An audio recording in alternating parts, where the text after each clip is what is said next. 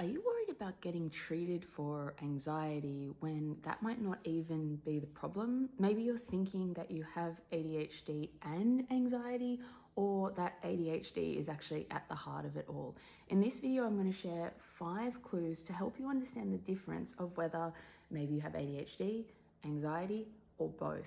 Some of this relates to the experiences that come out of the formal diagnostic criteria from the DSM, and also my personal experience as getting labeled as an anxious kid when actually I was an undiagnosed ADHD. Number 1, starting things feels impossible.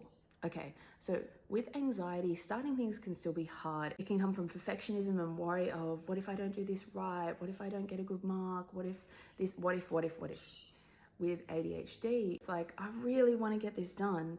You just can't seem to get it done. And with both, you're going to experience both. 2, you feel anxious while driving. So with anxiety, driving anxiety is sort of more about not so much your ability, but what you think about could happen in your head. Again, what if this happened? What if that happened? It comes from a place of fear of the unknown, of what could go wrong. With ADHD, you will have a history of maybe things being missed on the road. Even if you haven't had a big accident, it could be that you missed a stop sign, that you zoned out and the lights went green, that you have a hard time staying in a lane or working out where all the other cars are on the road. You have trouble with visuospatial awareness and maybe parking the car. And that can cause an anxiety because you've missed things. Then you feel anxious about getting on the road. 3, you feel calm under pressure. So this is interesting. As someone who would describe themselves as an anxious person and has had anxiety in the past, I would say that there is a threshold where it goes from stress being problematic and scrambling my brain more, which is the anxiety, to the next level where I get really clear. And this is very typical ADHD. So in an emergency situation where it's like, I have to call emergency, I have to deal with someone who is in need right now, I actually go very calm and I actually feel a sense of like peace and zen and meaningfulness. So that's not a typical anxiety thing, but that's a very typical ADHD thing. 4, you avoid tasks, but not out of fear. When you are thinking about doing something, with anxiety, it more becomes about the worry and the fear, like, oh, this could mess up, something could happen, this would be bad. With ADHD, it's more like, I've got to do this and this and this and this and this, and that's too many things. I'm feeling really overwhelmed and stressed now.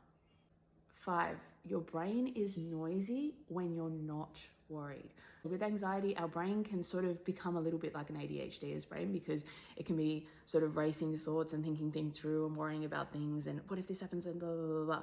With ADHD, it's there a lot more often. So even if we're not worried about something, it's just like our brain is just noisy and we can't inhibit the noise. So we might have a song playing, we might have a few different channels of thoughts. We're not worried about anything, but we're just thinking about a lot of things, and we don't get a sense of calmness when the worry goes away. So 1/4 to 1/2 of ADHDers also have an anxiety disorder. There's actually genetic crossovers between the two things, but it's really worth knowing if you have ADHD as well, because the treatment plan looks different.